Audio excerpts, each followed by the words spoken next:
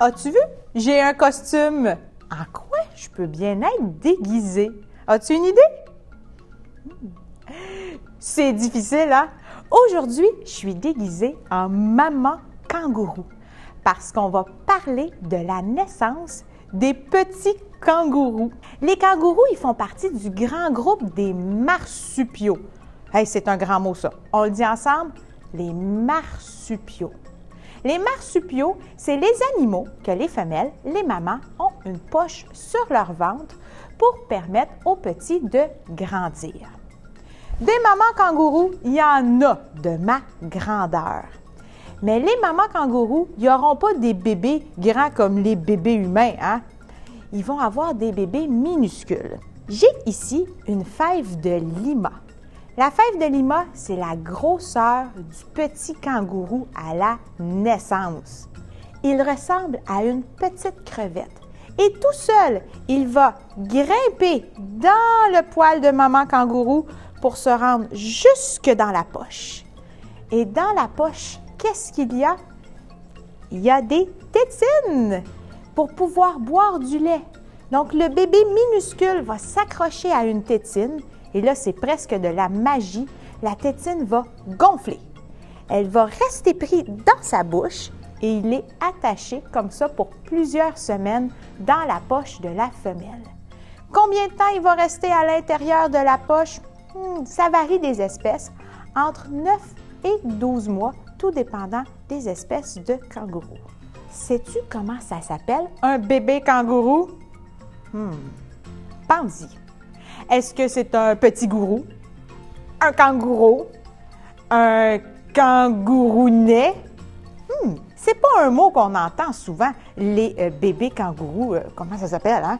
Donc, écoute bien, je vais t'apprendre un mot spécial que peut-être papa et maman connaissent même pas.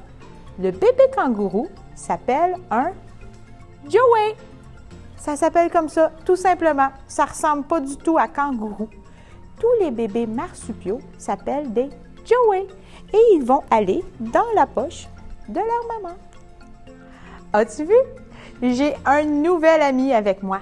Il s'appelle Diego. Diego, est-ce que tu sais quelle espèce que c'est? Quand tu le regardes, il a l'air d'une grosse souris. Mais Diego est dans le grand groupe des marsupiaux. Ouais, il est plus proche des kangourous que des souris. Diego, c'est un opossum gris. Et les opossums gris, on trouve ça loin d'ici, on les trouve au Brésil. Vu que c'est dans la famille des marsupiaux, Diego, quand il est né, il était minuscule, gros comme un grain de riz. Il ressemblait lui aussi à une petite crevette et tout seul, il a grimpé pour rejoindre les tétines de sa maman. Chez les opossums gris, c'est spécial, la maman, elle n'a pas de poche. Donc, on peut voir les bébés grandir accrochés après le ventre de sa maman. C'est très rapide la croissance des opossums.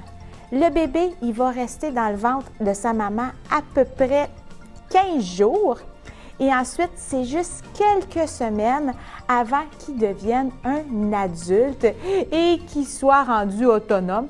Ça va être à son tour, lui aussi, de faire des bébés à ce moment-là. J'espère que tu en as appris plus sur les marsupiaux et mon opossum.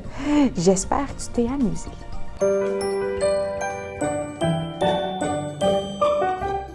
Je te propose une activité. On va jouer à la maman kangourou. Premièrement, tu as besoin d'un sac à dos.